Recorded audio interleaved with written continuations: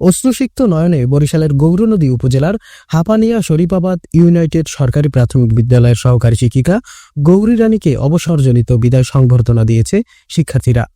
বিদ্যালয়ের সাবেক শিক্ষার্থীদের আয়োজনে বৃহস্পতিবার দুপুরে বিদ্যালয় প্রাঙ্গণে সহকারী শিক্ষা কর্মকর্তা চুন্ন ফকিরের সভাপতিত্বে সংবর্ধনা অনুষ্ঠানে বক্তব্য রাখেন সংবর্ধিত শিক্ষিকা গৌরী রানী, বিএনপি নেতা আব্দুর রহিম হাওলাদার, প্রধান শিক্ষক এইচ.এম. নাসির উদ্দিন, এ.কে.এম. মিজানুর রহমান, সাবেক প্রধান শিক্ষক দাদন আলী, শিরিন আক্তার, স্থানীয় সমাজসেবক সাইদুর রহমান, সাবেক শিক্ষার্থী আনিসুর রহমান, হাফিজুর রহমান, সানাউল হাওলাদার, মুনমুন রহমান ইমা সহ অন্যান্যরা।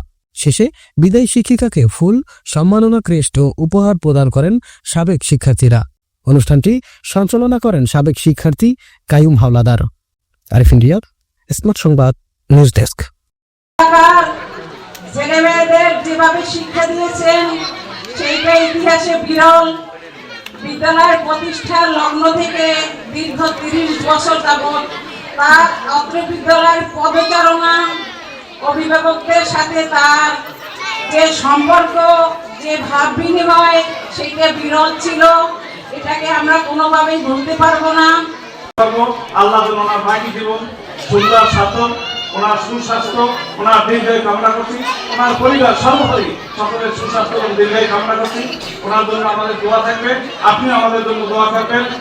একজন শিক্ষক তিনি সবসময় স্বপ্ন দেখে আমার ছাত্র এবং ছাত্রী একজন বড় কিছু হবে।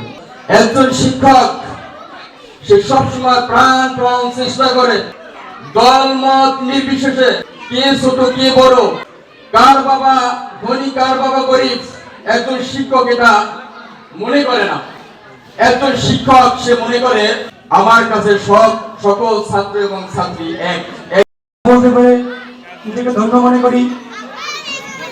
গৌরী ম্যাডাম আমাদের পরম যত্নে, পরম অনুশাসনে সন্তানের মতো করে তুলেছেন, আর এই জন্য